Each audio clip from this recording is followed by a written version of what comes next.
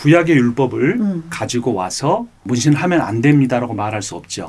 사실 문신을 하느냐 안 하느냐보다 더 중요한 것은 목사님 안녕하세요. 안녕하세요. 저는 오버플로잉 교회를 섬기고 있는 장주리 전도사입니다. 이렇게 반갑습니다. 만나뵙게 돼서 반갑습니다. 반갑습니다. 목사님, 오늘 목사님을 처음 뵙는 우리 구독자분들을 위해서 목사님 간단하게 소개 먼저 부탁드릴게요. 네, 저는 치노힐스에 있는 섬김의 교회를 작년에 개척해서 목회하고 있는 임상훈입니다. 네, 다시 한번 반갑습니다. 반갑습니다. 임상훈 목사님 반갑습니다. 저희 이제 본격적으로 이야기를 한번 나눠볼게요. 목사님, 청년들이 이 사회생활과 관련해서 가장 많이 하는 질문이 아마 이제 술, 담배 해도 될까요? 그렇죠. 가 아닐까 싶어요. 네. 저도 사역하면서 진짜 많이 들었던 질문인데요. 또 요즘 들어서 거기서 추가된 것이 타투. 네. 문신에 대한 질문을 또 많이 해오더라고요. 그렇군요. 네, 이렇게 네. 뭔가 해도 되느냐, 마느냐에 대해 늘 그게 이제 문제인 우리 청년들에게 네. 오늘은 좀 부쩍 대중화된 타투에 대해서 좀 함께 짚어보며 우리가 무엇을 해도 되는지 말지 그 성경적인 기준점을 한번 함께 어떻게 세워가면 좋을지 알아가면 좋겠어요. 네, 네. 네, 그럼 오늘 제가 준비한 질문들 하나씩 드려볼게요. 네. 사실 크리스찬에게 있어서 문신을 해도 되나 안 되나 그 이슈가 되는 건 성경에서 금하는 표현이 있기 때문인데요. 먼저 그 근거가 되는 말씀은 무엇인지 또 당시 어떤 상황적 배경에서 나온 말씀인지 네. 먼저 짚어볼 수 있을까요? 네, 네. 성경 전체를 통틀어서 딱 한 구절이 나옵니다. 네. 레위기 19장 28절인데요. 네네. 제가 한번 읽어드릴까요? 네. 죽은 자를 위하여 너희는 살을 베지 말며 몸에 무늬를 놓지 말라. 나는 여호와니라. 이 내용이 세번역으로 보면 조금 더 와닿는데요. 네네. 죽은 사람을 애도한다고 하여 너희 몸에 상처를 내거나 너희 몸에 문신을 새겨서는 안 된다. 나는 주다. 와.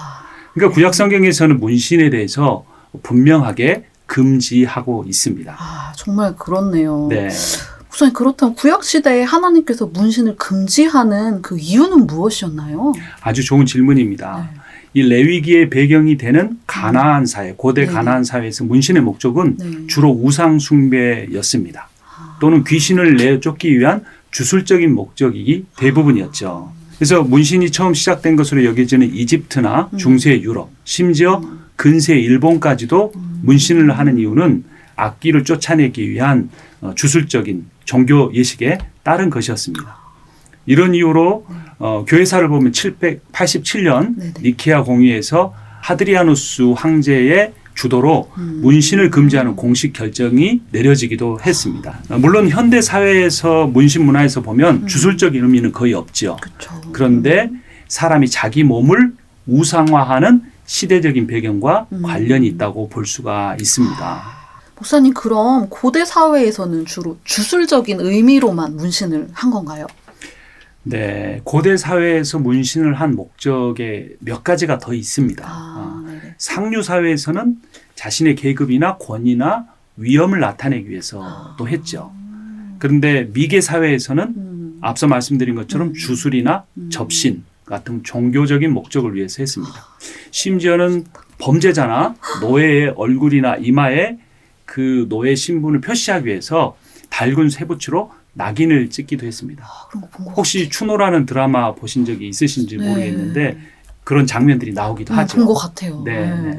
또 이제 현대 사회에서 문신의 목적은 대부분이 아마 아름다운 모습을 보여주고 싶은 그런 생각에서 그림을 새기거나 네네. 또 기억하고 싶은 문구를 남기기 위해서 글씨를 새기기도 하죠. 맞아요. 때로는 자기가 사랑하는 사람과 뭔가 사랑의 표시를 남기기 위해서 하기도 하는 거죠. 네. 네. 이제 정반대로 조직 폭력배들이 소속감, 형님 하면서 네, 충성감 그렇죠. 보여주기 위해서 하기도 하죠. 맞아요. 또 때로는 어떤 성적인 유혹의 의미로 문신을 하기도 합니다. 이런 문신이 개별적으로 개인적으로 하다가 크게 이제 확산된 계기가 있었는데요. 1990년대 락스타들, 미국의 락스타들이 문신을 하기 시작했습니다. 그것을 스포츠 스타들이 보고 네. 따라서 하게 됐고요. 그것을 또 대중화돼서 젊은이들이 따라하게 됐습니다. 그래서 처음에는 몇몇 사람이 되지 않았지만 작은 글귀 정도의 문신까지 포함하면 미국의 4분의 1 정도의 인구가 문신을 한다고 합니다. 또 젊은이로 보면 더 폭넓은데요. 36%. 그러니까 미국 사람 중에 3사람 중에 1명은 글씨 정도의 문신, 그림 정도의 문신을 다 한다라는 것이죠. 근데 한국으로 오면 조금 줄어드는데요. 문신만 보면 6% 정도 적지만 눈썹을 문신하는 연구 화장이라고 하죠. 맞아요. 예, 그런 연구 화장까지 하면 한 4분의 1 정도까지 한다고 합니다. 네. 또 이렇게 대중화된 계기들이 그렇게 있었군요. 네. 우선 지금 이렇게 앞에서 말씀해 주신 것처럼 사실 요즘은 문신의 의미가 많이 달라졌기 때문에 또 구약에서 금해졌던 그 이유들이 지금은 해당이 안 된다고 볼 수도 있는데요. 네. 그러면 이 시대를 살고 있는 우리들 문신, 타투에 대해서 좀 자유해도 되는 걸까요? 구약의 율법을 가지고 와서 문신하면 안 됩니다라고 말할 수 없죠.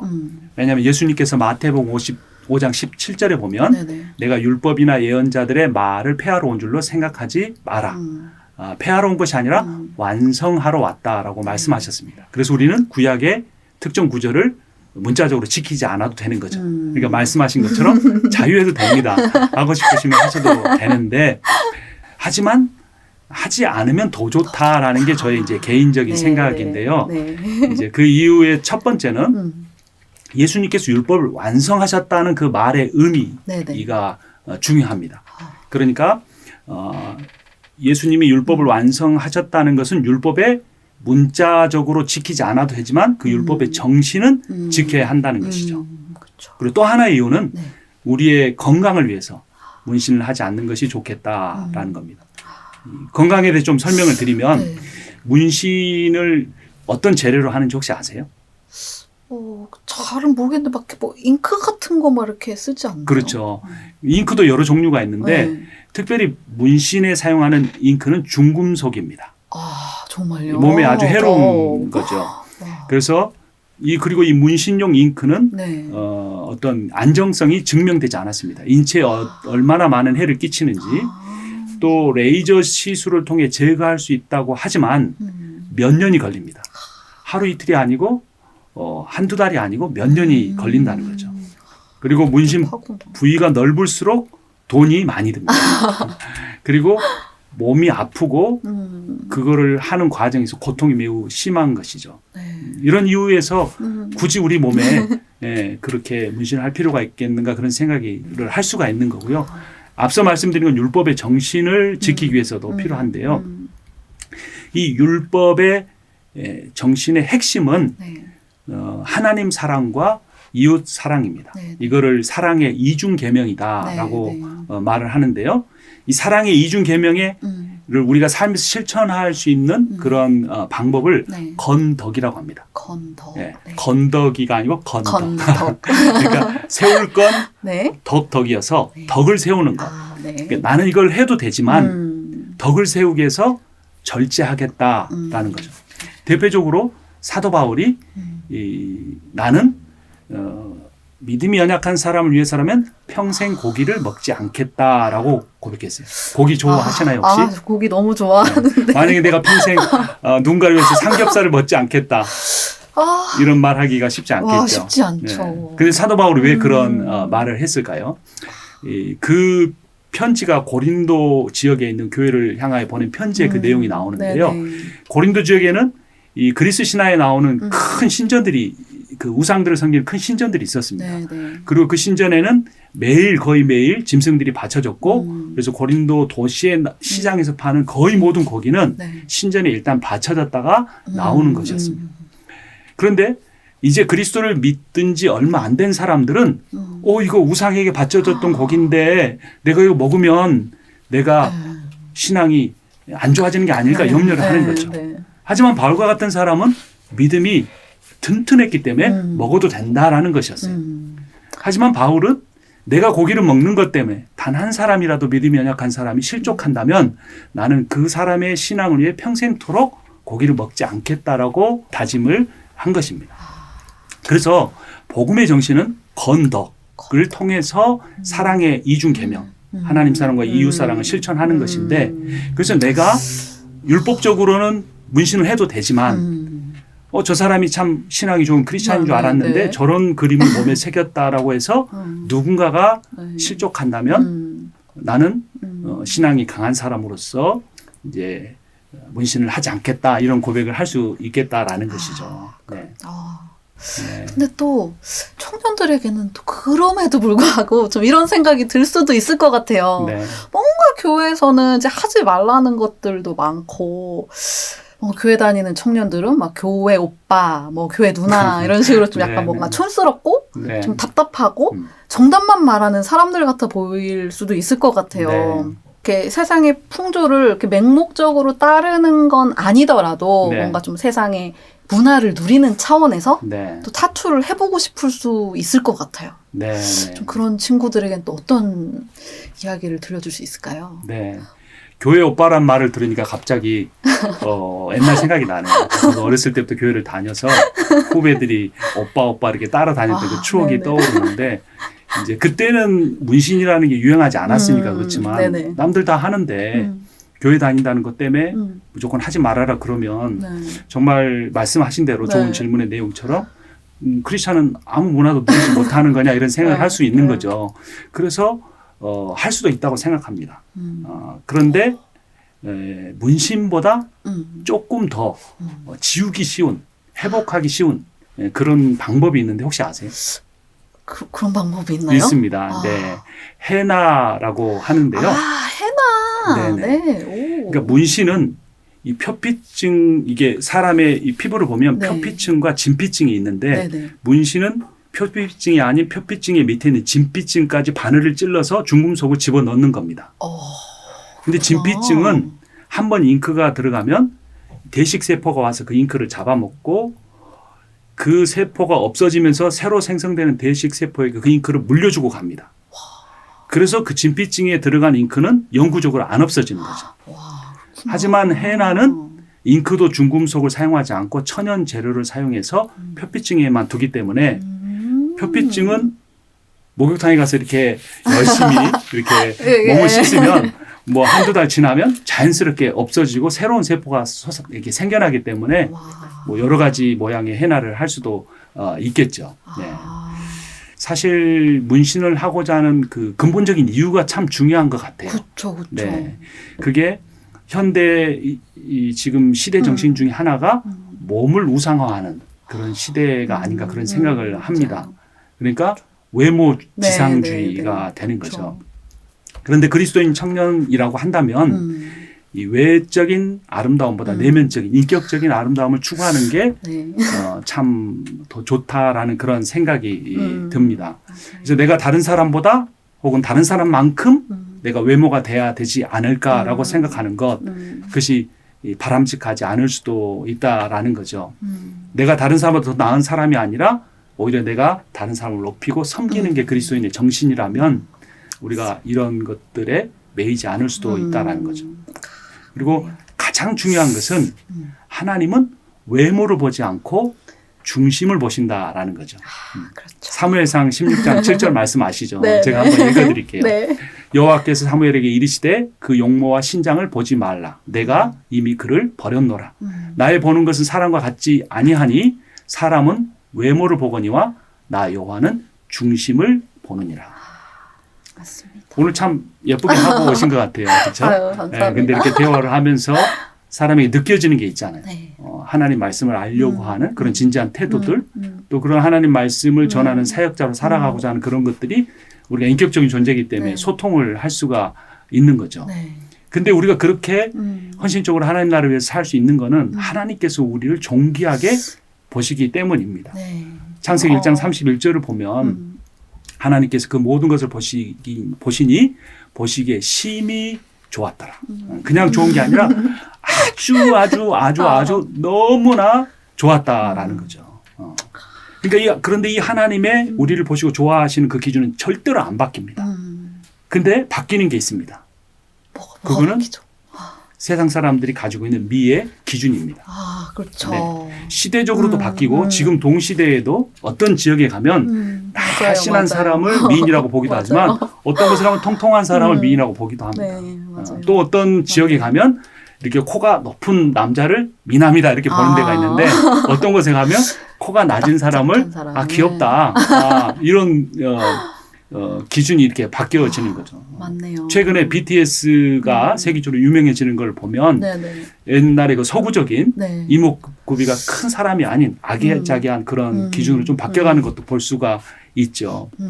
그래서 중요한 것은 사람의 변하는 미의 기준을 따라 살지 않고 바뀌지 않는 우리의 존재와 인격 자체를 있는 그대로 사랑해 주시는 네. 하나님의 그런 기준을 따라 사는 것이 크리스찬 청년들이 가져야 할 중요한 가치관이라고 생각을 합니다. 네. 네. 그 사람이 보는 미의 기준은 정말 시시각각 변하지만 그렇죠.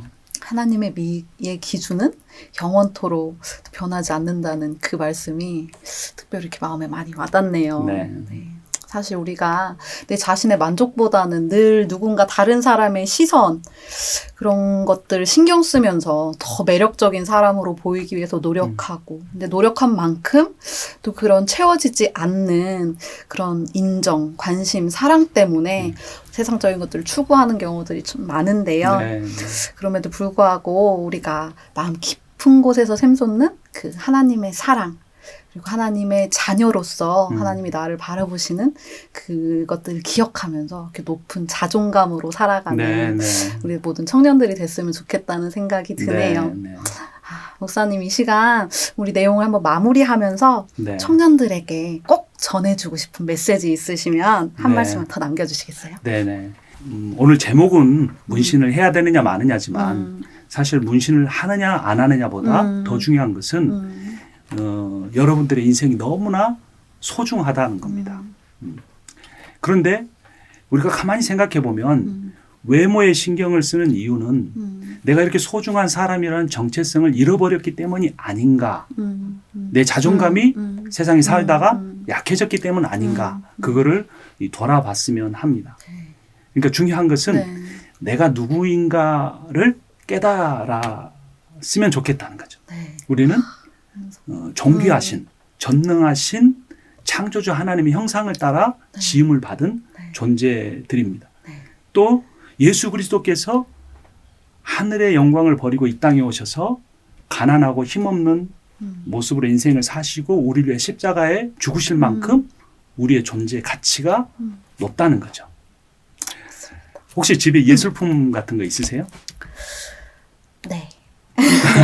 얼마짜리인지 제가 여쭤보지는 않겠지만 네. 만약에 집에 1조 원짜리 예술품이 있다 그러면 어떻게 대하시겠어요? 뭐 거의 뭐 이렇게 업고 이렇게 지내지 않을까요? 네, 뭐 그러겠죠. 얼마나 소중하겠습니까? 네. 실제 있었던 일인데요. 네. 유럽에 매우 귀한 그림이 있었습니다. 한 집에. 근데 그 집 사람들은 그 그림의 가치를 몰랐어요. 그리고 그림을 왜 이렇게 그렸지? 나라면 이렇게 안 그릴 거야 이러면서 그림에 낙서를 하고 네. 글씨를 썼습니다. 네. 나중에 알고 보니까 그 그림이 어마어마한 가치를 가지고 있었습니다. 만약에 그 그림에 낙서를 하지 않았거나 글씨를 쓰지 않았으면 그 제값을 받을 수 있었을 텐데 네네. 그렇게 되지 못했던 거죠. 만약 그 집 사람들이 처음부터 그 그림이 가치가 있는 줄 알았으면 어떻게 됐을까요? 말씀하신 것처럼 이렇게 네. 떠받들면서 낙서 절대 살고 못하죠. 감히 그렇게 했겠죠. 근데 우리가 그런 존재라는 겁니다. 예술품의 가치는 우리가 착각하는 게 있는데요. 그 예술품 자체에 있다고 생각을 합니다. 또 하나는 그 예술품을 보는 사람이 어떻게 평가하느냐에 따라 있다고 생각합니다. 근데 다 착각이죠. 저는 사실 피카소의 그림은 지금 봐도 그만한 가치가 있다고 절대 동의할 수 없습니다. 근데 제 평가를 무시하고 그 피카소의 그림이 그만한 가치로 인정을 받는 거는 단 하나 이유 때문입니다. 그게 뭘까요? 글쎄요. 혹시 바로 그 그림을 그린 피카소라는 사람 때문입니다. 네, 그러니까 네. 누가 그렸느냐가 그 그림의 가치를 결정한다는 거죠. 이거는 너무나 상식적인 겁니다. 네. 너무나 논리적인 거죠. 그래서 내가 어떤 가치를 가지고 있는 사람이냐는 내가 나를 어떻게 보느냐도 아니고 내 친구가 내 부모가 나의 경쟁자가 나를 어떻게 평가했는가가 아니고 나를 만드신 하나님이 누구신가라는 것이 결정되는 겁니다. 그런데 사람들이 자기는 부족하다고 읽을지 모르지만 내가 믿는 하나님이 전능하신 분이시다. 온 세상의 왕이시다는 걸 의심하는 사람은 없습니다. 그쵸. 그렇기 때문에 우리도 우리의 가치를 다른 사람의 평가나 나 스스로의 생각이 아닌 나를 지으신 하나님의 그 영광에서 찾을 수가 있어야 한다는 것이죠. 네. 그래서 제가 드리고 싶은 말씀이 있다면 우리는 1조 원짜리 이상의 가치, 와. 예, 그런 가치를 가지고 있는 존재인데 우리가 들었던 표현이기도 한데요. 예수님짜리 가치 있는 존재다. 그러니까 예수님의 생명만큼, 예수님의 존재만큼 네. 그분이 자신의 생명과 맞받고 구원할 만큼 가치 있는 존재다라는 거죠. 그래서 제가 이제 마지막으로 요약해서 말씀을 드린다면 네네. 성경 구절 2개를 말씀드리고 싶은데요. 네. 한번 읽어드릴까요? 네네. 네네. 고린도전서 10장 31절에 보면 이런 말씀이 있습니다. 너희가 먹든지 마시든지 무엇을 하든지 다 하나님의 영광을 위하여 하라. 또 하나는 이사야서 43장 21절 말씀입니다. 네.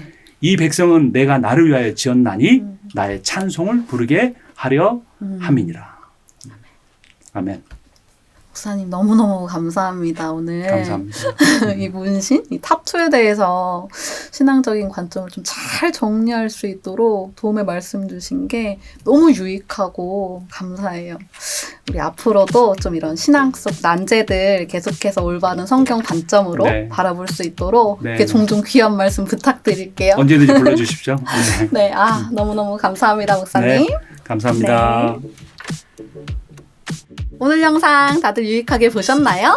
우리 미주 기도길보 유튜브 채널을 구독하시는 모든 분들, 여러분들의 기도와 응원이 저에게는 큰 힘이 됩니다. 그리고 오늘 영상 좋으셨다면 주위에 많은 분들에게 영상 공유해 주시고 또 여기 아래에 있는 좋아요와 구독, 알람 설정까지 부탁드립니다.